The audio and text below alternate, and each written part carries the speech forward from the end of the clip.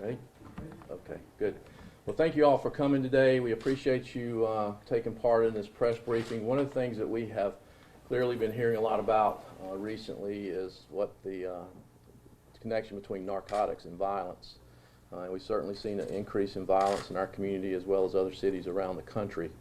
And one of the things that we wanted to do is to demonstrate to you the level of the connection between narcotics, weapons, and violence. So just recently we had a culmination of a 6-month investigation that has been ongoing in the city of Charleston and elsewhere across the country. And as a result of that, we have been able to seize, as you see, a significant number of narcotics, predominantly Xanax pills, synthetic marijuana, and cocaine.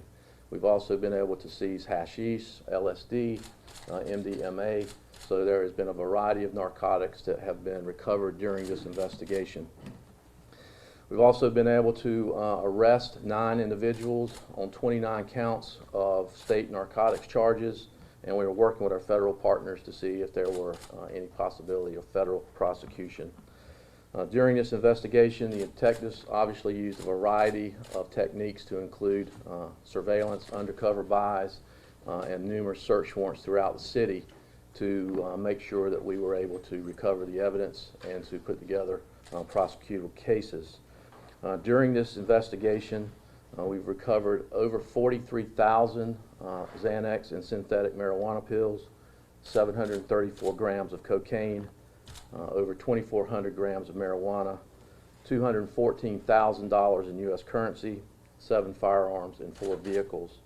The investigation clearly was a cooperative effort, not only for the Charleston Police Department, Special Investigative Unit of our department, also the patrol teams, the community action teams, our power shifts were all involved in this for a period of time, along with the Charleston County Sheriff's Office, SLED, DEA, and the U.S. Postal Inspector Service, and the Department of Homeland Security.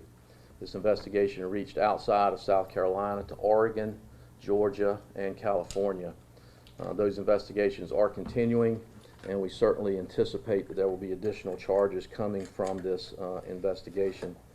I certainly want to compliment the officers and the detectives that have worked on this case. It clearly is not an easy job, and it's certainly dangerous, as you can see, based on the weaponry that was recovered during this case. The estimated street value of just the 43,000 pills that you have here in front of you is around $150,000, and the cocaine that was seized certainly has a significant street value as well. So the lure and the lucrative narcotics business is alive and well, and we certainly want to continue all of our efforts to make sure that we take as much of this off the street as possible, because we know it's destroying many people's lives, and I know that Mayor Tecklenburg wants to mention that as we continue. Sir. Well, thank you, Chief, and thank you all for being here. A real kudos, thank you to our police department, to our Special Investigative Unit and all their fine work in this investigation, and also for the cooperation of our partners everywhere from the Sheriff's Office here in Charleston County to the State Law Enforcement Division to the Federal Drug Enforcement Administration, Department of Homeland Security, and even the United States Postal Service. All cooperated in this investigation, and they've done an incredible job. The number one job of our city government is public safety, and I think you can sense, just seeing what's on the table here today, that there's this incredible connection and intertwining of public safety, the threat to public safety from drug use and the trade and the violence that follows it, that accompanies it. The majority of recent deaths and murders that you've seen in our community, not just in the city of Charleston and this county, but around the country, can often be traced to disputes over drugs, to individuals who are making theft or even murder over obtaining money to obtain drugs. So the interconnection is so real.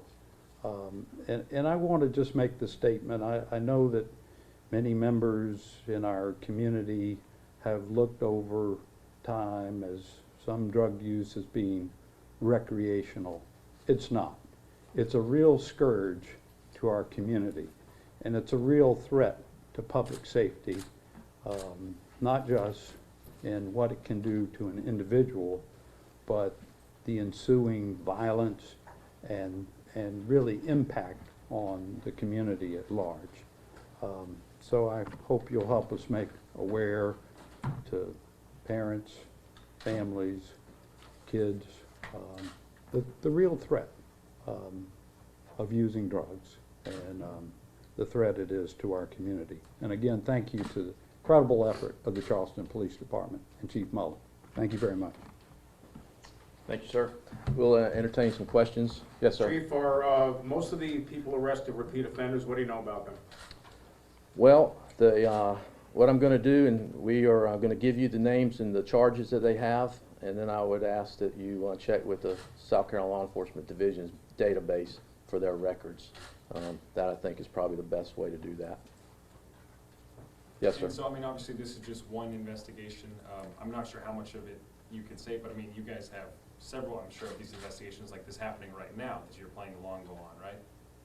We always have constant investigations going on. This certainly was one of the larger ones that we've had in the past recent time, and it certainly stretched out to numerous states. And one of the things that's most interesting about this case is the fact that it includes such a large variety of drugs. You know, normally you're dealing with either cocaine, marijuana, or heroin. This particular case, you had all types of drugs, and it goes from the Xanax, which seems to be a drug of choice right now, to the LSD and hashish and synthetics that is starting to become very popular as well. So what this case does is it demonstrates that in a single area with single connections and single networks, that there are people that are basically providing a cafeteria of drugs for people to utilize. And when you start not only using drugs and then you start mixing drugs, you can have catastrophic situations occur. How do you police these offenders when they are so multifaceted? I mean, this is like, yeah, as you said, it's a cafeteria. How do you police them? Yeah. Well, we aggressively go out and we make buys. We work with individuals who are cooperating with the police, and we try to make sure that our community is cooperating with us as well. We get a lot of information that we start our cases from based on citizen concerns, and as a result of that, we're able to put cases together like this. Has any of, oh, I'm sorry, I didn't raise my hand. You can go. I apologize. Has any of this, the result of this, come from people you've spoken with at the Illumination Project? No. Okay. Other information has, but this did not have that connection. Yes, Elizabeth? Is any of this related to the killing of Moffly or the little Jedberg who was arrested last week? He had a bunch of synthetic marijuana pills as well. There is a connection to this case with the murder, and I'm not familiar with the little Jedberg. I'd have to ask one of my not connected.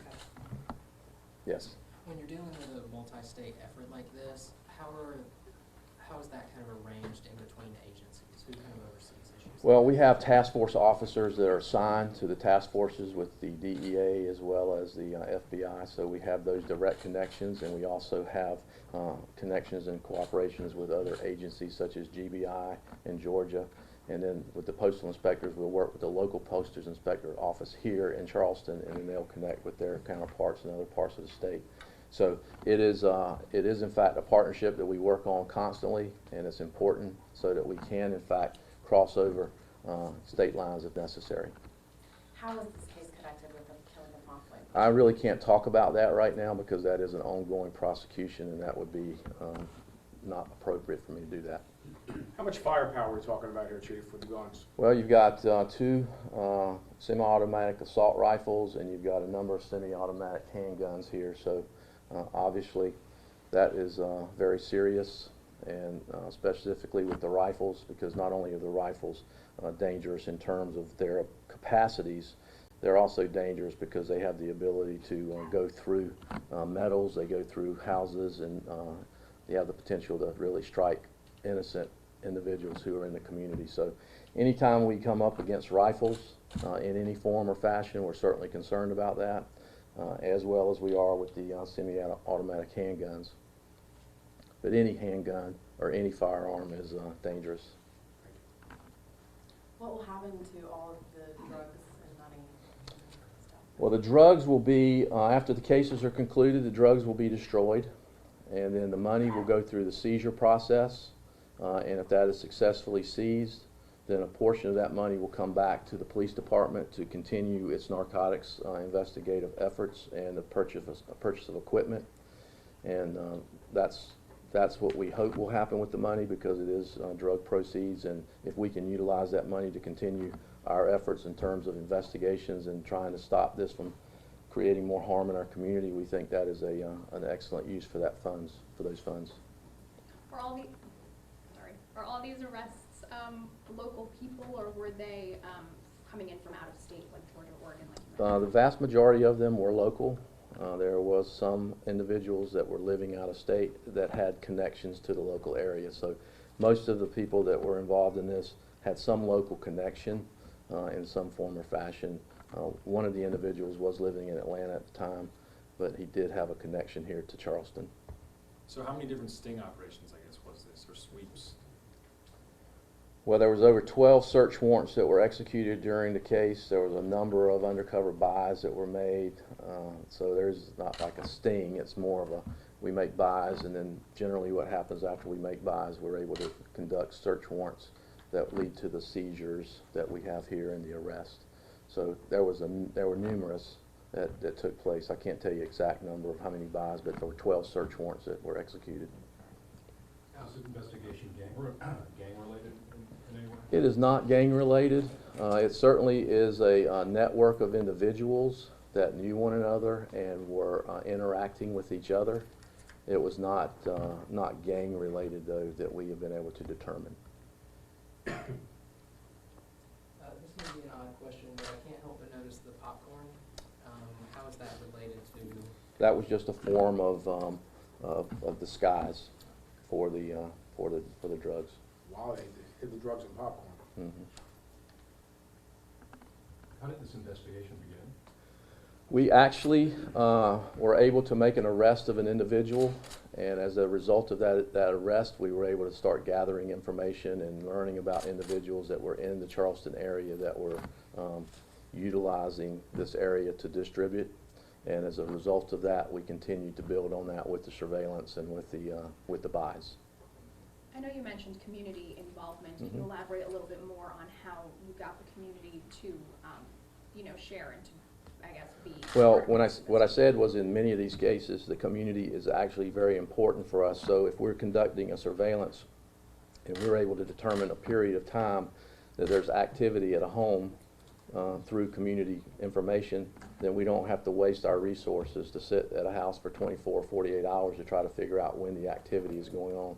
We're able to utilize the community to help us so that we can focus our resources on the most opportune times. And you may have already said this, but just for kind of reiteration purposes, I mean, for the folks at home seeing this or reading about this, I mean, the gist is, I mean, you guys you're cleaning it up. Well, people have been trying to clean it up for many, many years. We're just trying to do the best we can to minimize the damage that it's causing here. And one of the things that we continually want to do is make sure that we're as active and proactive as possible to address situations. I mean, we know that this is not going to stop drug use in Charleston. What we do want to make sure that people understand, though, is that we are going to be very aggressive in terms of trying to do the best we can to uncover this wherever it's at and whatever type of drug it is. And we want to put you in jail if you're dealing drugs in Charleston. And,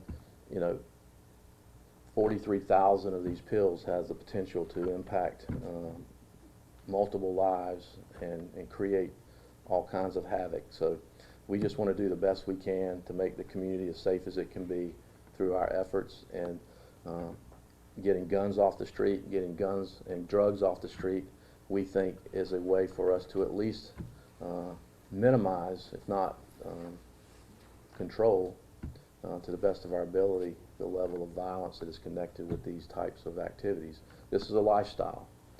And if you look, as the mayor said, lifestyle is involved in many of the murders and many of the violent acts that occur throughout this country.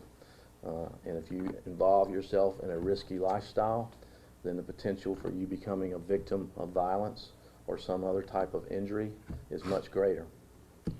What's the age range that we're talking about? I mean, are these pills on college campus? Are we talking about young?